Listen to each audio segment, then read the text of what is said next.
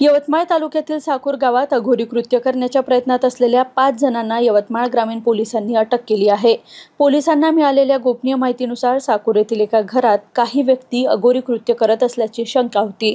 त्यानुसार पोलिसांनी छापा टाकला असता घराच्या एका खोलीत मोठा खड्डा खोदलेला आढळून आला।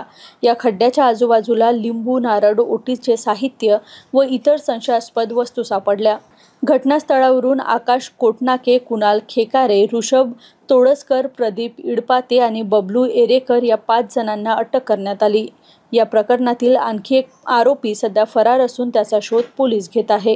गोपनीय माहिती मिळाली की साकूर मूळगाव येथे काही इसम हे गुप्तधनासाठी जमलेले आहेत। अशा गोपनीय माहितीवरून आम्ही तिथे स्टाफसह जाऊन पंचासह जाऊन तिथे छापा टाकला असता त्या ठिकाणी पूजेचे साहित्य जसं की नारळ, लिंबू, इतर पूजेचे साहित्य व तिथे खड्डा खणलेला मिळून आला।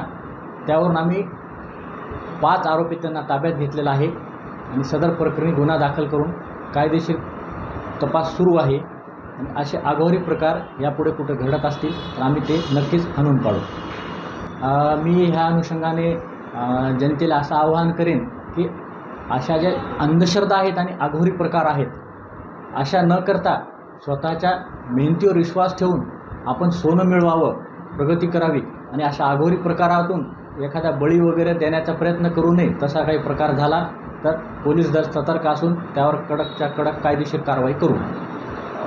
यामध्ये एकूण 5 आरोपींना ताब्यात घेण्यात आलेला आहे। एक आरोपी अंधाराचा फायदा घेऊन पळून गेलेला आहे आणि तपासामध्ये पुढे निष्पन्न होईल तेवढे आम्ही आरोपी निष्पन्न करून त्यांच्यावर विरुद्ध कडक कायदेशीर कारवाई करू।